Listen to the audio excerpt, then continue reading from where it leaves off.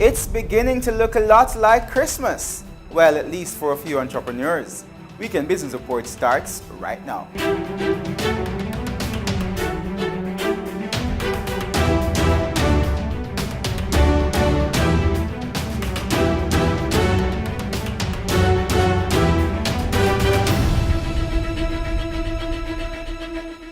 Hello and welcome to the show. I'm Kenil Gale. Thanks for joining us. The Ministry of Tourism Linkages Network staged its third Christmas in July event last Thursday, and WBR was there. We have a special report in a few minutes, but let's kick things off with some of the major news stories BATV covered this week. Tourism Minister Edmund Bartlett says the withdrawal of 2 Royal Caribbean cruise ships from the Falmouth port was not a recent decision. He says the cruise operator made the decision 2 years ago. However, he admitted that tourist harassment contributed to Royal Caribbean pulling the ships. Amita Prasad Webb reports. The local tourism industry was shocked by news recently that Royal Caribbean Cruise Line was dropping Falmouth from its itinerary of some of its biggest ships. Despite the news just coming, Tourism Minister Ed Bartlett says the cruise line made the decision 2 years ago. He says when he learnt about it, recently he made several attempts to get them to reconsider, but his attempts were futile. We continue to brag about Falmouth because it is an excellent port, but we also have to respond to what happens in terms of itinerary arrangements.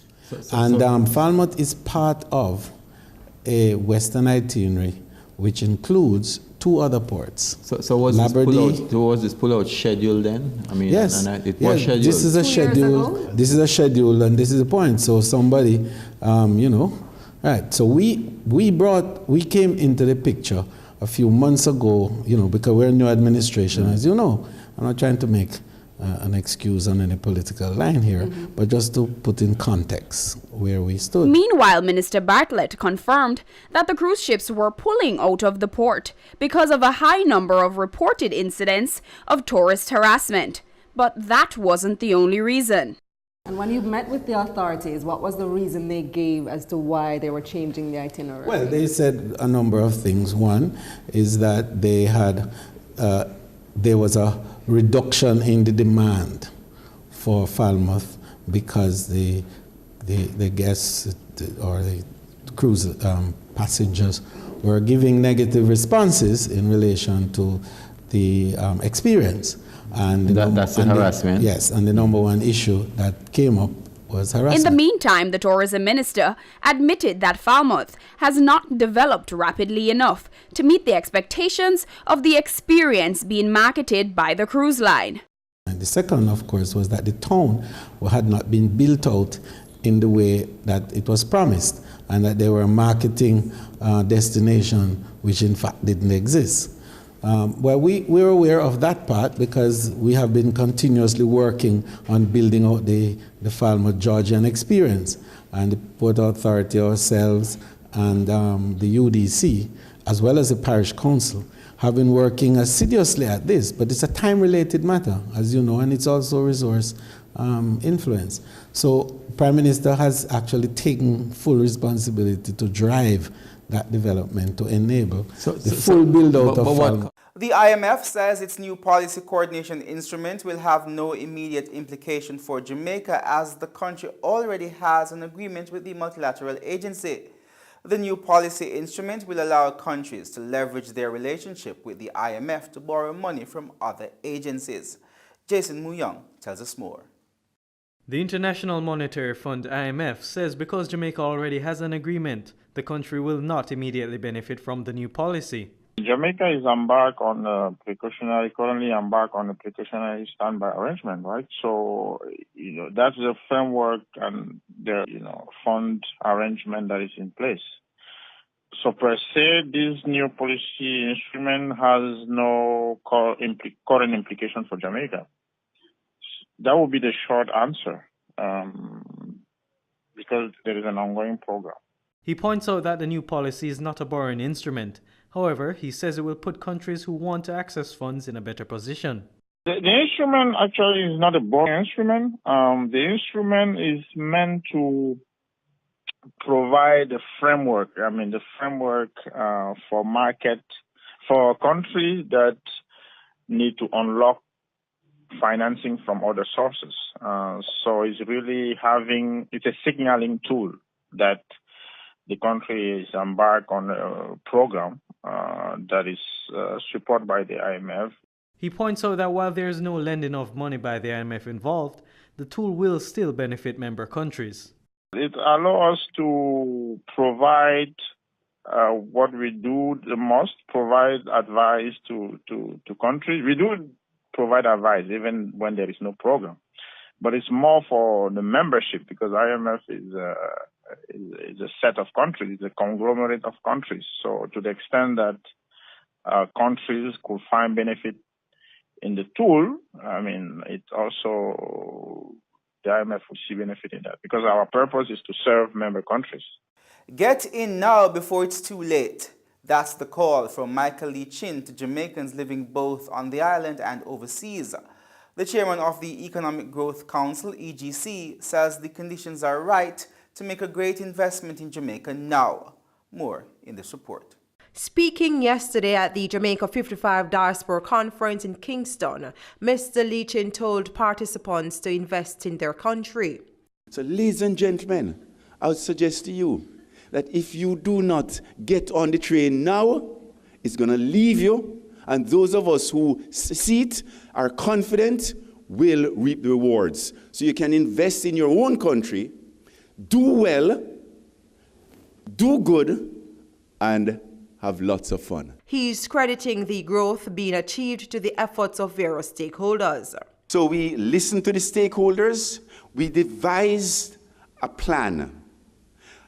Our third responsibility is to monitor and report on the progress of that plan in a very transparent way. So every quarter, the EGC, and it will happen again this Thursday, it's our quarterly report to the nation. We report to the nation as to what our initiatives are, where we are in that 4-year journey, what mileposts we have exceeded, what mileposts we have not exceeded, and who is responsible for exceeding and who is responsible for not exceeding. So it's total transparency. If our reputation is on the line, the 10 council members, to create growth, we need the cooperation of everybody. The EGC chairman is urging Jamaicans to take advantage of the opportunities like foreign investors are doing. We are working hard to gentrify Jamaica, and we are going to gentrify Jamaica. We will be successful. And what I wouldn't want to see is that the natives of Jamaica, us in Jamaica, be displaced by foreign investors coming in and realizing the opportunities here before we realize it, and we will displace. No different.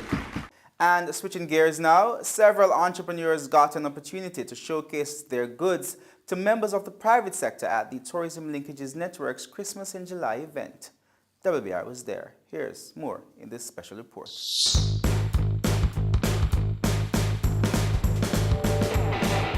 It's in its third year, and the Christmas in July trade exhibition has grown exponentially. The event has garnered the support of major stakeholders. The Jamaica Hotel and Tourist Association, JHTA, is one of many stakeholders, and the organization's president says the event continues to provide unique opportunities for all those involved.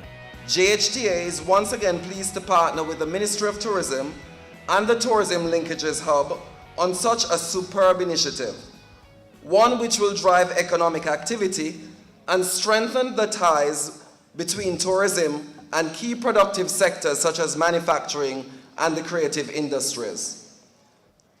In hospitality and tourism, this showcase not only represents an opportunity for the purchase of corporate gifts and marketing items for tourism entities, which we can give to our business partners such as our tour operators and travel agents.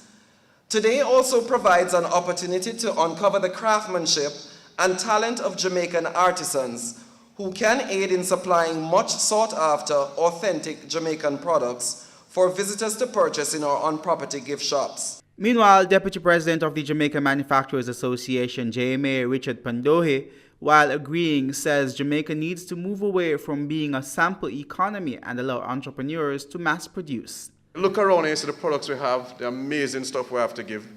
And this linkage, what the opportunity for this linkage is to give capacity to produce. Because that's another thing that's lacking. Of our artisans, of our producers, and they don't have enough of a scale to reach to a point that it makes sense. So we become a sample economy. You know? Somebody come and see a product and say, yeah, I really love this. Can I get this in Amsterdam? Well, I can't produce that much, you know, or they don't know the regulator or authority to get through. So what linkage is, for why JMA is such a big part of this, is that we want to give the capacity to produce to our people, linking them to potential buyers, so we can create them, give them the opportunity to produce more, get their unit costs down, and also to understand the regulator environment. Tourism Minister Ed Bartlett, who addressed patrons at the exhibition, says the Christmas in July event gives creative producers a great opportunity. I applaud the innovative initiatives which aim to boost the purchase of Jamaican-made items as corporate gifts. The strong linkages established here today between producers and buyers are important to our economic development. As it is the world over, micro, small, and medium tourism enterprises, I insist on inserting the T, is vital because 80% of global tourism is driven by small, micro, and medium enterprises. He says this is the only way to get more tourism dollars to remain in Jamaica. If we are to seriously talk about retaining the expenditure, or as some people call the revenue then, from tourism, then we have to build out the capacity of this 80% to drive more creative output and to be able to deliver on the demand that tourism brings to the areas. So as I look around, I see a wonderful showcase of talent, skill, and craftsmanship on display today. Spectacular works of art and craft, spa products, paintings, furniture, footwear, clothing, confectionery, processed foods and wines, just to mention a few. And I really could have gone on and on because these are the inputs. Trevon Chambers is showcasing his products for the first time. What we do is we take stuff like, for instance, popular sayings, right? And our own little creation, we put our own little twist on it, right?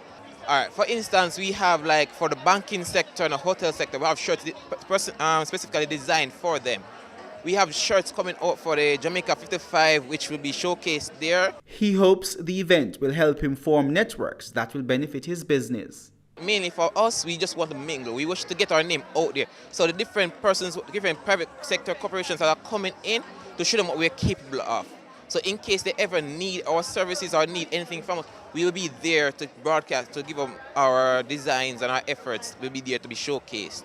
Straight From Yard specializes in customized Jamaican gifts, and they have been showcasing at Christmas in July from its inception in 2015. We get a lot of customers from coming here and a lot of corporate customers at that, and local customers, and we meet other suppliers that we use to get the authentic Jamaican products. Most of the benefits that we've reaped is mostly from the corporate area. We get a lot of services from them, a lot of orders, and it keeps us very busy in-house, trust me, and that's very good. She points out that it's important for corporate Jamaica to support local artisans.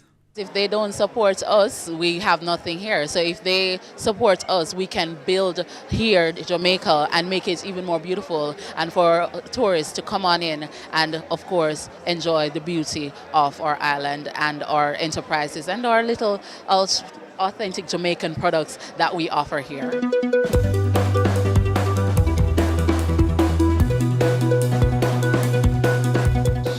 Company news comes up after the break. Then later, every year, hundreds of tourists flock to this U.S. town to watch a pony show, all in the name of the environment. We'll tell you about that a little later. More Weekend Business Report after this break.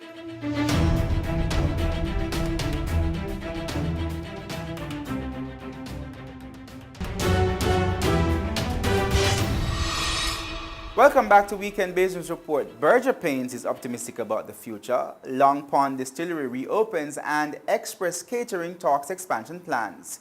Here's Jason Muyong with this week's company news. Berger Paints Jamaica chairman Manish Choksi says the company held up despite industry challenges and competitiveness during the 2016 to 2017 financial year, delivering solid business results. Mr. Choksi says in upgrading the plant, Berger Paints Jamaica has chosen all its new machinery to ensure a reduced impact on the environment, resulting in a smaller carbon footprint while providing high value for stakeholders. Meanwhile, the company is optimistic that with the solid foundation established in the 2016 to 17 financial year, it will see operational and financial performance improvements during the 2017 to 2018 financial year. Express Catering says the money earned from its initial public offering IPO will be pumped into its growth plans to expand services at the Sangsters International Airport. CEO Ian Deere says the company decided to go public to give Jamaicans a chance to benefit from its growth trajectory. He says going public also gave the company much needed funds to capitalize on new opportunities. CEO of National Rums Jamaica Winston Harrison says Long Pond Distillery has suffered setbacks since being shut down by state regulators. But things have now been sorted and operations are set to resume at the facility shortly. He says the company has taken all the necessary precautions to ensure regulators do not shut down the facility a second time. He says potential overseas markets are already showing interest in Long Pond's production, and that's why being on the right side of the law is crucial. Meanwhile, Mr. Harrison reassures stakeholders that the company is on a firm foundation and is now poised for growth. Thanks a lot, Jason. Let's now take a look at the numbers from the major stock markets around the world.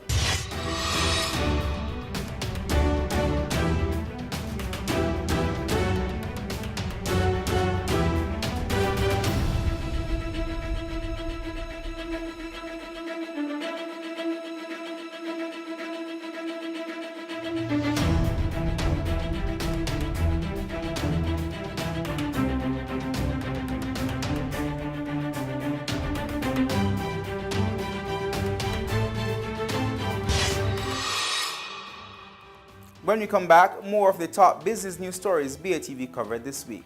Stay with us.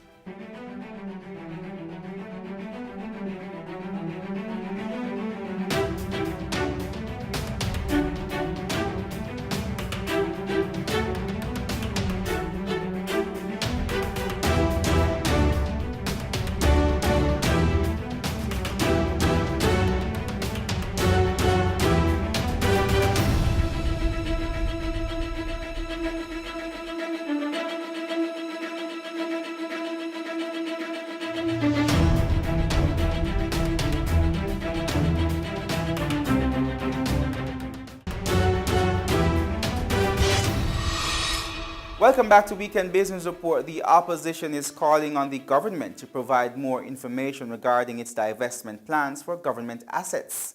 Here's more. This is what Prime Minister Andrew Holness said about government divestment during an exclusive BATV interview earlier this year. If the government can't utilize the asset or operate the asset in the best way, divest it.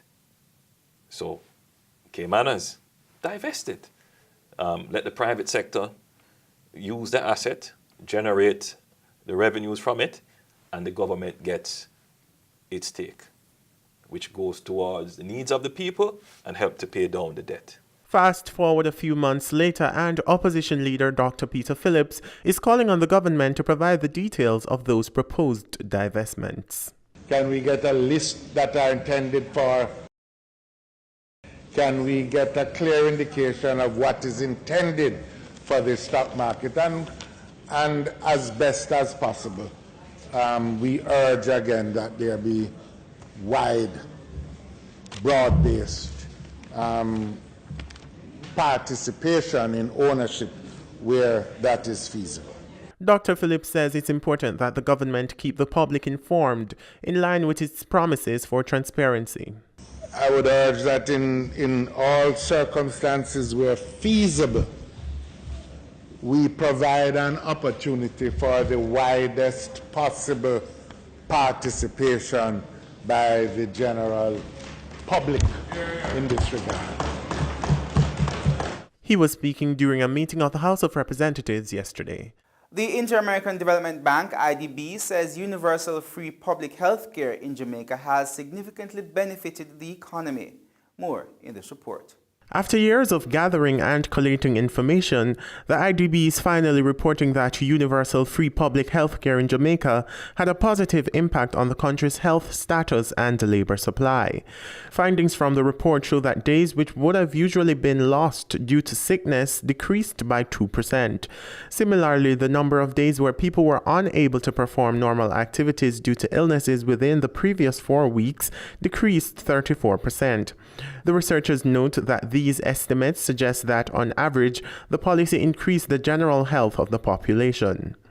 The IDB highlights that the policy's benefit to the economy was substantial, resulting in the added yearly average of $26.6 million worth of net real production to the Jamaican economy during the period 2008 to 2012. In terms of labor market outcomes, there were no effects on the likelihood of being at work. The researchers also found no effects on the likelihood of contributing to the social security system. However, consistent with a reduced number of days lost due to illnesses, findings show a positive effect of 2.15 additional weekly labor hours. Of note, the findings show that health benefits and labor supply effects are concentrated among individuals between 40 and 64 years old. This segment was relatively disadvantaged in terms of health status at baseline, and the policy narrowed this initial health gap, thereby increasing their labor supply by 3.22 weekly hours. The IDB reiterates that in terms of policy making, its findings clearly show that the no-user fee policy has brought marginal positive economic benefits for the overall Jamaican economy. However, these overall average effects on working-age adults are heavily concentrated among relatively older adults in the 40 to 64 years old range. Things are looking up for Jamaica as the country gets ready for another IMF review, which by all indications will be positive. The Economic Program Oversight Committee, EPOC, is reporting that the government has met all 8 targets for June. Here's more. The International Monetary Fund, IMF, says because Jamaica already has an agreement, the country will not immediately benefit from the new policy. Jamaica is currently embarked on a precautionary standby arrangement, right? So, that's the framework and the, fund arrangement that is in place. So, per se, this new policy instrument has no current implication for Jamaica. That would be the short answer, because there is an ongoing program. He points out that the new policy is not a borrowing instrument. However, he says it will put countries who want to access funds in a better position. The instrument actually is not a borrowing instrument. The instrument is meant to provide a framework. The framework for countries that need to unlock financing from other sources. So it's really it's a signaling tool that the country is embarked on a program that is supported by the IMF. He points out that while there is no lending of money by the IMF involved, the tool will still benefit member countries. It allows us to provide what we do the most, provide advice to countries. We do provide advice even when there is no program. But it's more for the membership because IMF is a set of countries, it's a conglomerate of countries. So to the extent that countries could find benefit in the tool, it also, the IMF will see benefit in that because our purpose is to serve member countries. When we come back, herding horses across land and sea. More on that after the break.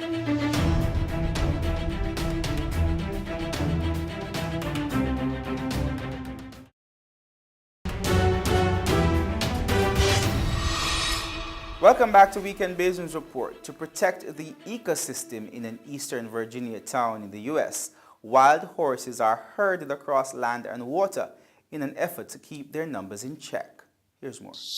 The first rays of sun peeking through the clouds in a remote inlet in eastern Virginia. A blast of smoke signaling the start of the annual herding of dozens of wild ponies across a fast-moving channel. It's a rare sight. The horses fighting their way through the water, thousands of spectators looking on from the shore to catch a glimpse. There they go. These Virginia ponies graze in the Chincoteague National Wildlife Refuge, where they restrict the herd to 150 to protect the ecosystem. That restriction has led to the annual roundup of the ponies off the refuge and across the channel to control the population. Once they reach land, they're briefly allowed time to rest and eat, and a reminder these are untamed animals. And this is one of the only places in America to see them in this environment. It was louder than I thought, but it was so much fun. I didn't think that there would be so many of them. It's exhilarating. You know, it never gets old. I've been coming, 25 years. For the kids, it was about more than simply watching. I wanted to ride the ponies. Did you want to take one home? Yes. You have to ask your mom about that first, right? My mom would let me, my dad, I don't think so. Oh, gosh. The ponies are then paraded down the streets, most still dripping from the swim. Chincoteague Island has been hosting this event every year since 1925. It's become a beloved annual tradition that brings tourists from all over America, because after all, who doesn't love to see cute ponies? The tradition is led by so-called saltwater cowboys, many of whom passed down the herding skills through many generations. When one of the ponies gets away, it's the cowboys who herd them back. In order to keep the population at 150, the excess ponies will soon be auctioned off, the proceeds going to the local fire department. The rest will be herded back across the channel in a few days, to be repeated again the following year in this one-of-a-kind piece of cowboy folklore in America.